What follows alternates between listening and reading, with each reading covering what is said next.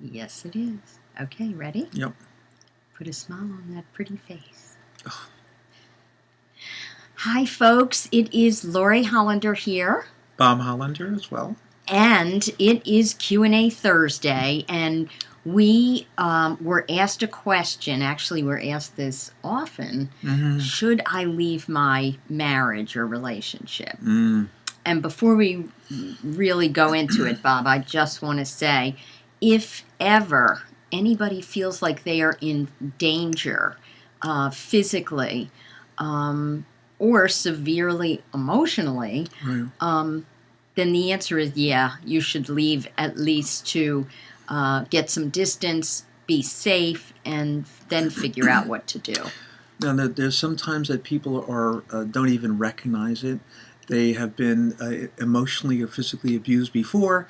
They fall into denial and they think, well, this is okay, or he'll turn around.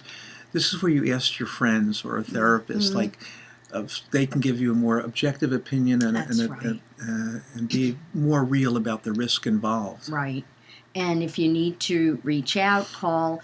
There's abuse hotlines. If you just Google it, 800 numbers, or the House of Ruth. So, okay. Yep. Having said that, Okay. With couples not in that position, Right. what do you say, Bob, when people say to you, should I leave? I say that's an excellent question. The problem, Just like a therapist never Yes. gives you an answer. Yeah, the problem is, I think that the information that you need, whether you want to leave or not, basically is maybe not present and not revealed. And so it's hard to determine that unless you know what's really going on, what are the real feelings, what are the possibilities of change, what is the desire to change. I think all those have to be answered before you make such a critical decision. Right. And I agree with you 100%, Bob, that when people actually come to see us, it's usually because they are at that point where they don't know what else to try and they're feeling sort of hopeless. And, you know, our advice is if you showed up here, is that the right?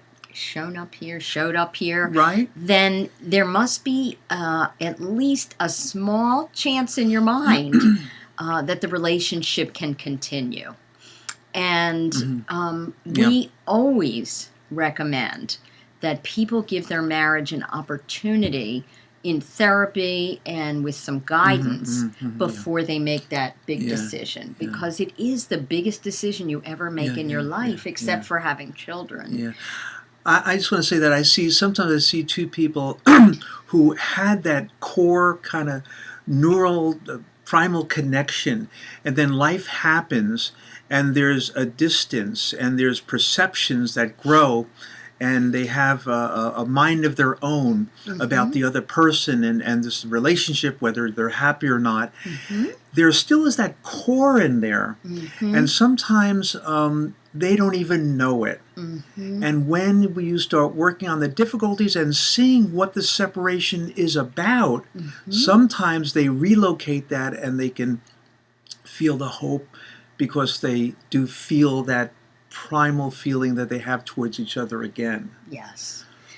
And Bob, I always tell you, you can't leave me because it would be bad for business. Is that the only reason you're staying with me? No, it would be bad for business.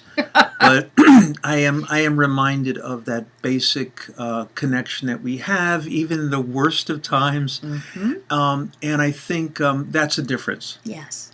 And I was just going to say that everybody has difficult times, but if there's a consciousness of an us that remains, then you work through it. That's the only difference between, I guess, couples who depart and couples who work at it. And, you know, I always tell people it's easy to have a good marriage when things are great, but the real test of a marriage is when things are awful and you find your way back to each other. Yeah. And as a matter of fact, when the things are awful and you find your ways back to each other, that's the strongest, most important thing that you can do for a marriage, because you get to the deeper feelings that you need to work on. And it creates growth. So I hope we keep growing for many more years. So far, so good. Sometimes, Yes. sometimes it's not so good, but the negative times lead to positive change. Right. All right. We will see you next week. Okay. Have a good week. Take care. Bye. Bye. Thank you. That was good.